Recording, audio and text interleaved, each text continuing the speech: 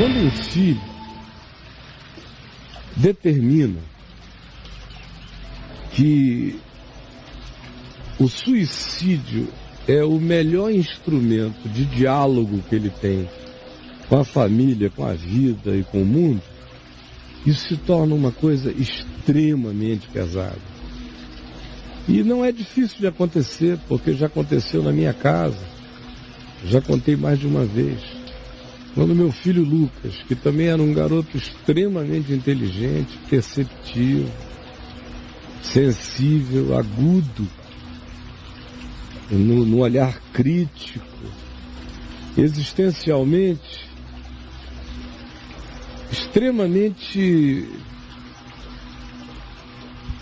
eu diria, vulnerável até às realidades espirituais e existenciais que ele percebia. Eu comecei a me assustar com ele quando ele tinha 4 anos de idade. E todas as vezes que ele ficava sozinho comigo no carro, nunca ele não fazia uma pergunta aos 4 anos de idade que me deixasse profundamente constrangido em relação a como é que eu iria responder aquilo a ele. Não era uma pergunta boba sobre sexo, bobagemzinha, não. Não, eu estou falando de questão filosófica. Como um dia ele me perguntou, escuta, para que a gente tem que ficar aqui vivendo isso tudo, se a gente é como a gente é e a gente não tem nenhuma solução, a gente não vai conseguir fazer nada melhor. Só se Jesus voltar. Tinha 4 anos e meio. Toda vez era uma pergunta assim. E ele foi crescendo com algumas perguntas. Depois, entre 13 e 16, ele deu uma desabrochada, uma flamboyosada, ele virou um flamboyante. Fogo bonito, alegre, gostoso, desde antes um pouco. Aliás, eu diria que quando ele foi morar a primeira vez, nós fomos morar a primeira vez nos Estados Unidos, ele começou a desabrochar. Aí com 7, 8, 9 anos, mas quando ele chegou aos 11 ele estava exuberante, com 13 ele estava maravilhoso, até aos 16 ele era uma radiância, um sol nascente. Aí, com 16, já morando de novo nos Estados Unidos, em Boca Raton, 95, ele começou a provar drogas químicas, êxtase, pó, todo mundo. Aquela região ali dos Estados Unidos, meu Deus, é uma abundância disso entre os adolescentes e os jovens, que é uma loucura. E as drogas químicas fizeram mal a ele, fizeram mal. Ele tinha uma pequena tendência a fazer um surto psicótico se ingerisse aquele tipo de produto químico. Ele não chegou a ficar psicótico, mas ele teve umas 2 ou 3 crises psicóticas que me fizeram interná-lo, inclusive. Agora, o que isso tinha a ver com esse suicídio?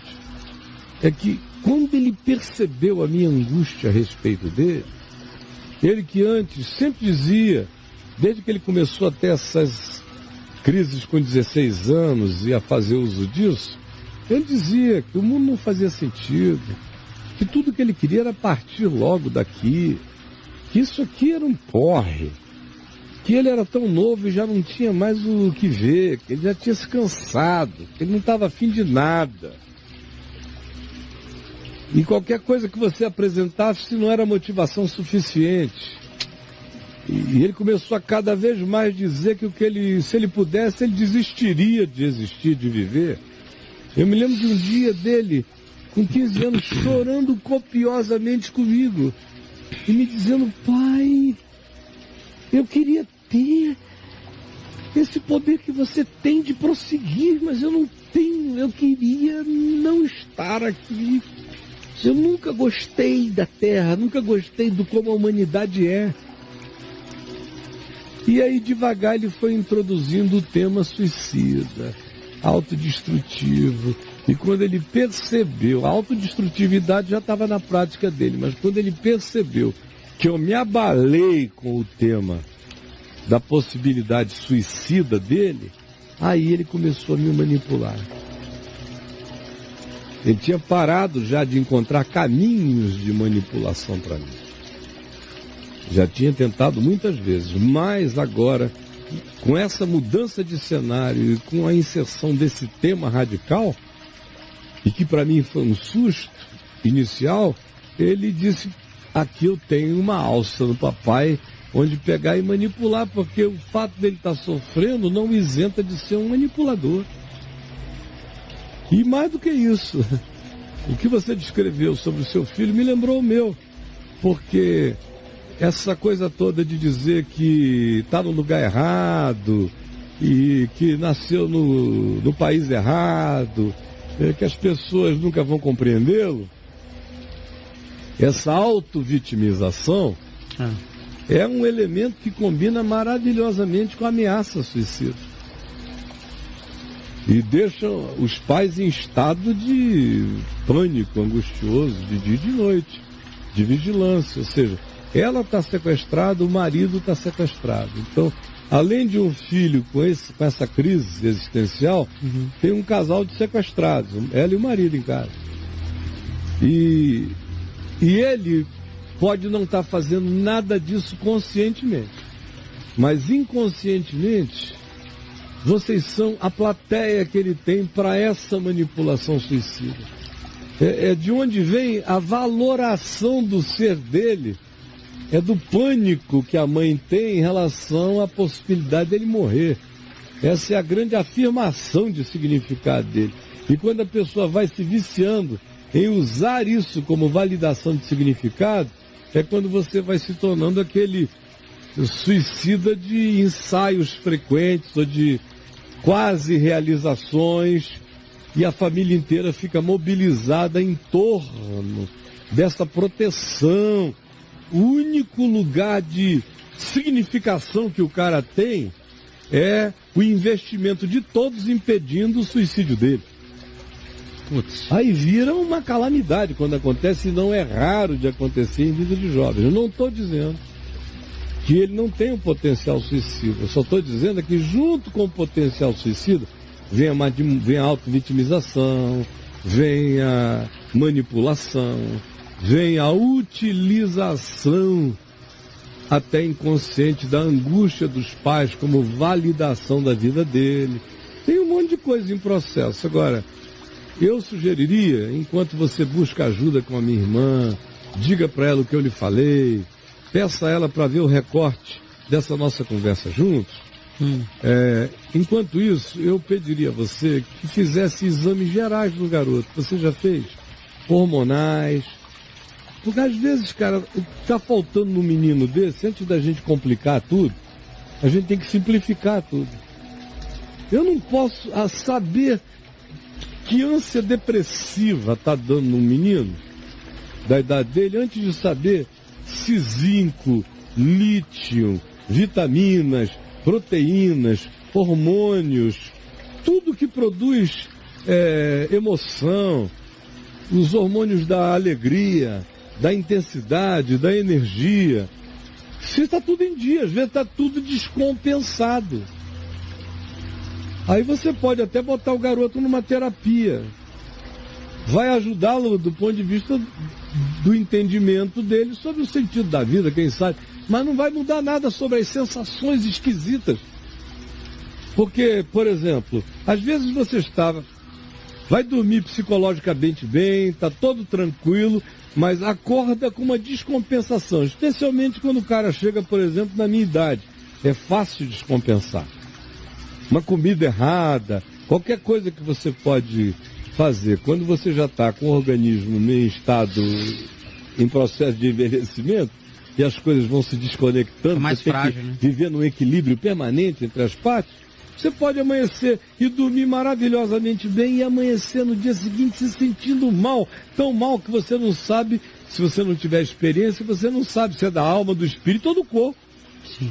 E às vezes é só do corpo. Há certas ausências orgânicas na gente que produzem sensações horrorosas que a pessoa inexperiente não sabe nem o que é, que dá ânsia de sumir daquilo ali, de ansiedades. Tem ansiedades que são psicológicas, tem ansiedades que são profundamente orgânicas. Olha. E que precisam ser tratadas. Então eu sugiro a você que vá de carreirinha de um clínico com todos os exames, o endócrino, todos os exames, reúna todo esse material, peça para alguém que tem uma visão sistêmica, um bom clínico, dá uma olhada se tem partes deficientes nele, ele tem que fazer esses suprimentos. E tem mais, querida, vocês precisam começar a olhar para ele de outro modo. Não tenha medo de que ele se suicide. Toda vez que você chega e você olha assim para ele, ó, você está andando diferente já, você fica olhando, espreitando, você olha pela brecha. De vez em quando ele te flagra fingindo que não estava percebendo nada. Ai.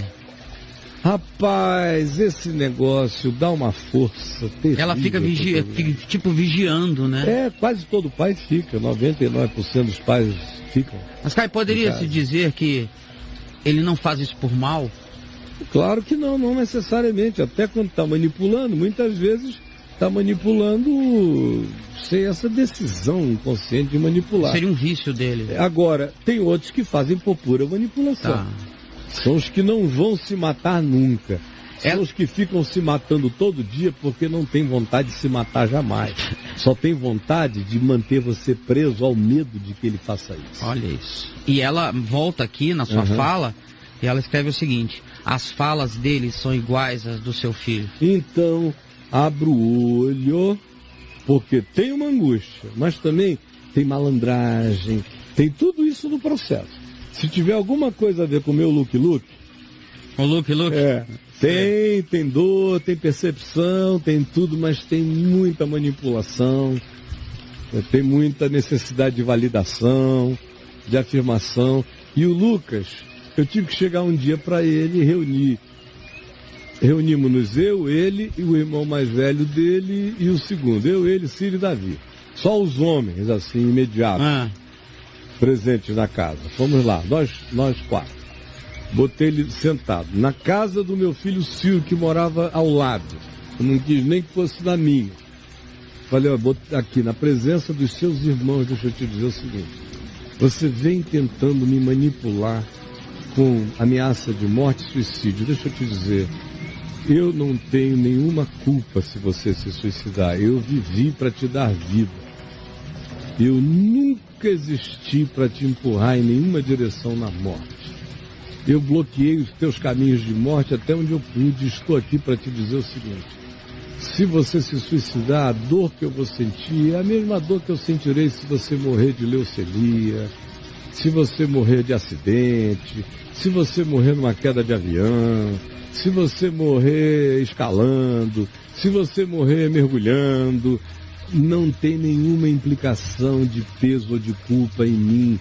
Eu estou livre de qualquer culpa. Você não tem pegada de manipulação em mim, nem me dizendo que vai se matar. Se você quiser se matar, se mate. Você está livre para morrer. Livre para se suicidar. Agora saiba, esse papo acabou aqui. Se você quiser se matar, você vai se matar silenciosamente. Sem contar essa história, sem fazer essa propaganda. Mate-se no silêncio. Eu não terei angústia maior, nem dor maior do que aquela que eu sentirei se você partir, se qualquer dos seus irmãos partir. Você sabe como eu amo vocês e vocês sabem o pedaço que arrancaria de dentro de mim, mas não com culpa. Eu vou sentir saudade, o sofrimento dessa saudade, sem nenhuma culpa. Porque eu sei como pai, como eu vivi e vivo com vocês. E manipulação vai nascer morta nessa casa. Essa é uma cultura que eu não admitirei na minha casa, nem em nome do suicídio. Pronto, acabou. Acabou. Nunca mais aquele assunto foi ventilado. Então o que eu quero dizer a você, pare de ficar com essa história. Não precisa ter essa conversa que eu tive com meu filho assim, eu não sei se você está preparada para isso. E eu só tive essa conversa depois de alguns anos de autocompreensão e de entendimento dele, a respeito dele. Então você vai começar conversando com a minha irmã, Você vai fazer aquele histórico químico dele todo para ver se tem alguma coisa faltando. E a terceira coisa que você vai fazer, você vai assumir essa atitude de alguém que não está lidando com a ameaça da morte. Porque se você se entregar a isso, você e seu marido serão manipulados com ele vivo ou morto. Com ele vivo, vocês serão manipulados. E se ele um dia fizer uma besteira dessa, vocês vão ficar manipulados até morrerem. E vocês não têm que viver essa culpa. Vocês têm que viver uma vida livre dessa catividade. Ele não pode ter sobre você essa garra. Se ele tiver essa garra, só vai fortalecer o espírito manipulativo, e o espírito manipulativo vai produzir o vício da manipulação suicida, e o vício da manipulação suicida, se alcançar um dia um ponto de extrema frustração, pode ser que ele brinque disso de maneira definitiva. Então vamos tratar a coisa com essa calma. E vamos tirar a mosca que caiu na sua sopa. Na sopa. Não é? Ao invés de jogar a sopa pela janela. Com prato tudo. Com prato e tudo. Caiu a mosca, vamos isolar esse tema, vamos tratar assim, e você e o seu marido não fiquem codependentes da ameaça suicida aqui. Entre lá no meu site, escreva a palavra suicídio e leia tudo que você encontrar por lá, tá bom? Um beijo para você e qualquer outra coisa, vá mencionando aqui pra gente, vamos conversando. Tamo junto. Estou aqui todo dia para você, meu amigo. Para ele também. Se ele quiser conversar comigo, claro. Você aconselha ela a mostrar a resposta para ele? Hã? Você aconselha ela a mostrar o recorte para ele? Ele não está preparado para ouvir a minha resposta agora. Ele pode ficar chocado demais com algumas verdades e fechar o coração e dizer: esse cara não entende nada. E aí, entendeu como é que é? Porque é difícil você ouvir na lata que a tua dor pode estar misturada também com a tua manipulação e com a tua auto-vitimização. É pesado de sair, do cara tem que estar... É muita informação. É muita informação, é muito choque. E quem dá, o mensageiro acaba sendo odiado por causa da mensagem. E aí eu vou ter pouca chance de ajudá-lo posteriormente. É melhor ela se preparar para lidar com isso. E sentindo, diz: olha, eu me aconselho aqui com esse cara. Você não quer conversar com ele? Escreva à vontade, diga o que você está sentindo, é anônimo. Não precisa nem botar o seu rosto para fora, se não quiser. Fale tudo e a gente está aqui.